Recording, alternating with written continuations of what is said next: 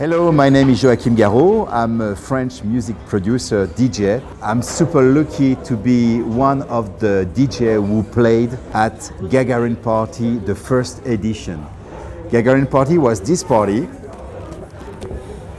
and that was December 1991 in Moscow, Pavillon Cosmos. And I'm so happy because my friend Oleg made a book, amazing book like this one. And in this book, you can see all the pictures from Gagarin Party, but also from another gig I was playing in '92, which is the Mobile Party.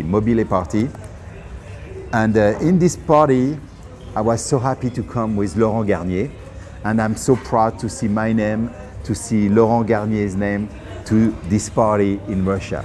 So check this book. The name is Made in Dance. You get it? It's from Oleg. Thank you.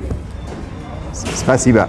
The difference, it's a long story because back in the day, let's say at the end of the 90s when I was DJ, I was playing vinyl, and there was no DJ star. The DJ was not very famous. You know, we were very, very underground.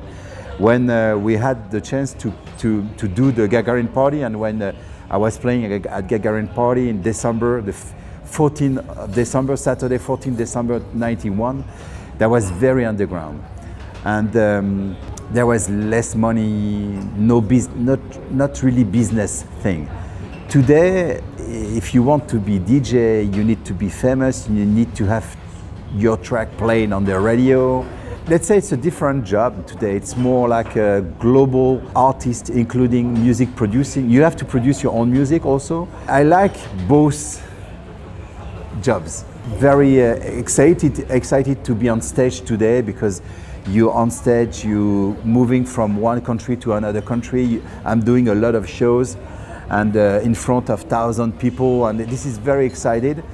We are more like a rock star. Let's say we have private jets on time and a 5-star hotel, but also I like back in the day the more underground stuff when you have to carry your own vinyl and you sleep in the car because you're going from one gig to another gig by car, not by private jet. That was just by car. So that was a different job, and I'm very lucky to have the chance to compare both the 90s and the 2020 party. That's a different thing, but I'm very happy to stay in the music business and to be able to enjoy every night I'm playing. I'm really enjoy to be behind the desk. If I want to be honest, I think back in the day the people was a little bit more older. Let's say, for example, the Gagarin Party, I remember there was not so many people under 18, you know. And today when you're playing in festival, because today we're not playing so much in nightclub because all the business growed, everything is more professional. So you're working with agency, you're working with manager, you're working with producer, with promoter, with big name festival. So when you play in festival, let's say the people you have in front of you, the crowd usually is could be around 20 years old, you know, the average. So you have very young people. Back in the day, I think to go in nightclub, you need to show your ID. So it was not so easy for young people.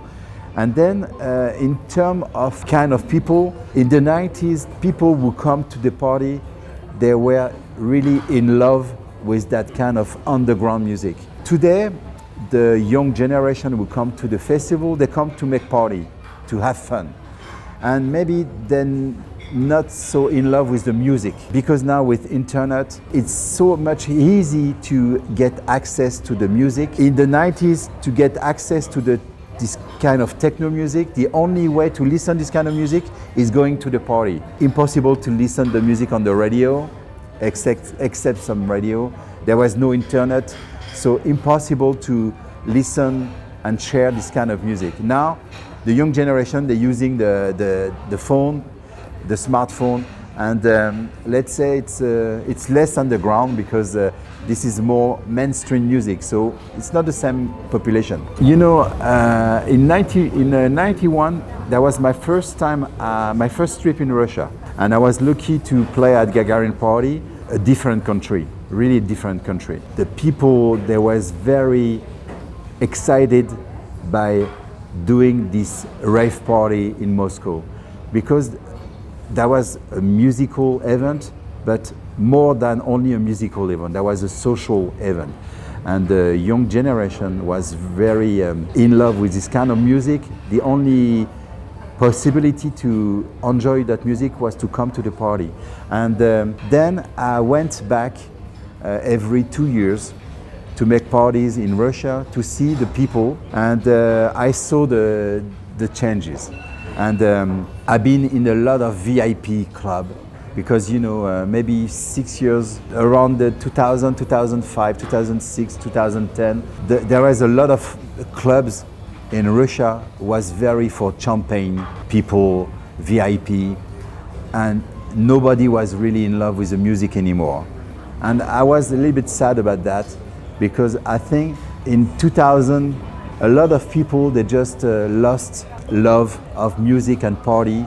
They just come to the VIP section just to be seen, just to, hey, I'm there.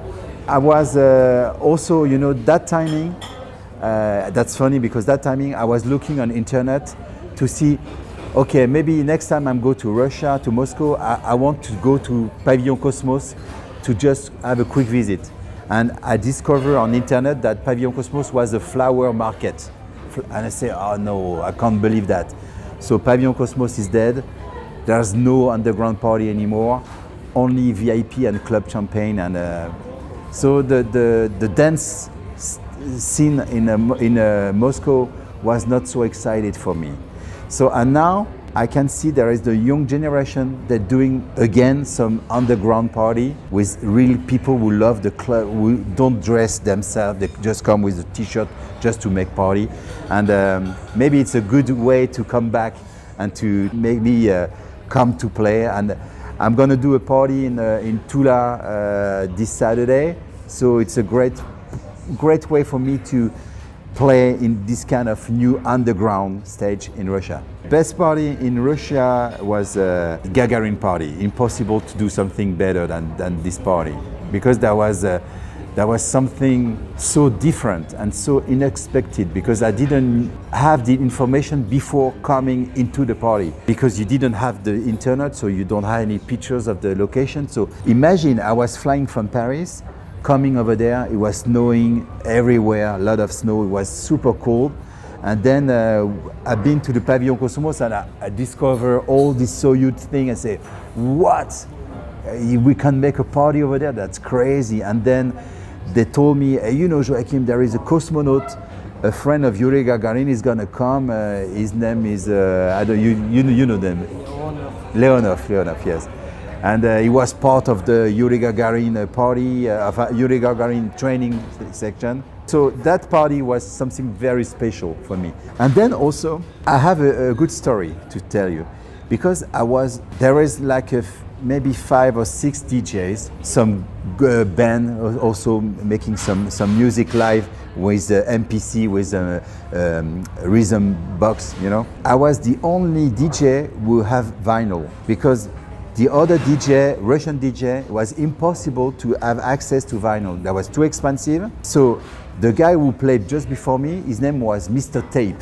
And he was playing with a tape, because that was the only way to get music. So he was recording the music on the radio, on the BBC. He was recording and then he was cutting the intro and the outro, and he was mixing with this small tape. And I saw that, say, what?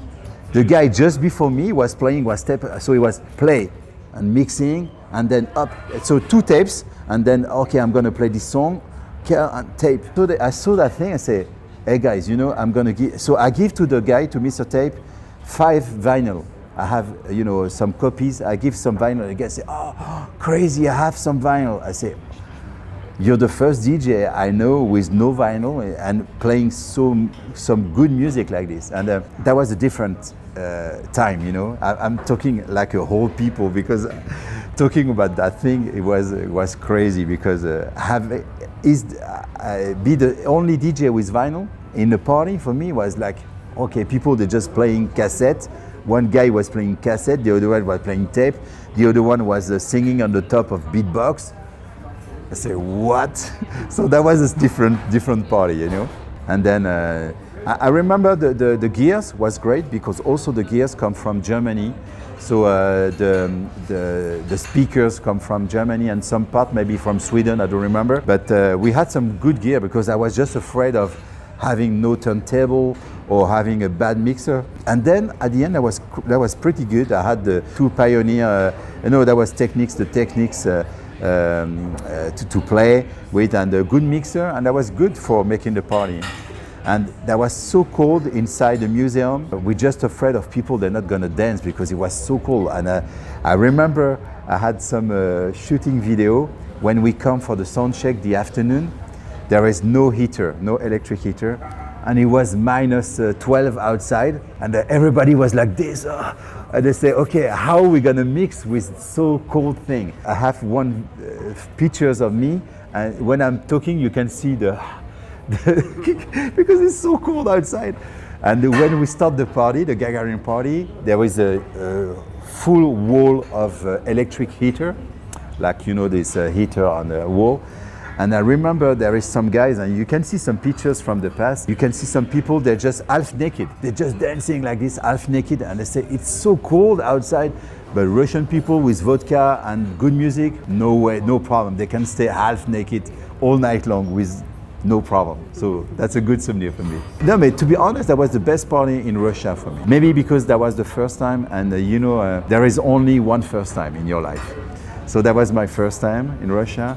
And then also, that was a great experience. I met a lot of very good people. And the day after, that was Saturday, and the Sunday I was playing in St. Petersburg. I play in the two special squats, the Tanzpol apartment, Tanzpol club, yes. And that was a squat. There was the wall was broken. That was crazy, this party, because you have some pictures of Tanzpol in the book, yeah. And I saw that thing, and he remember I was playing in that squat. And I remember the guy who organized the party, I was playing, he come to me, say, "Hey Joachim, stop the music, stop the music." I say, "What's wrong?" He said, "Stop the music." Okay, I stopped the music. They shut down all the lights, and we were in the dark with no noise. I say, what's going on? He said, "Yeah, there is the police, they're looking for us." I say, "What?" And they say they're looking through the window, you see the police cars was moving in the street. And then when the police was waiting, okay, drop the music on. I say, "What?" Yes, so put the music on, and the party was started again. Say, I have this souvenir of St. Petersburg.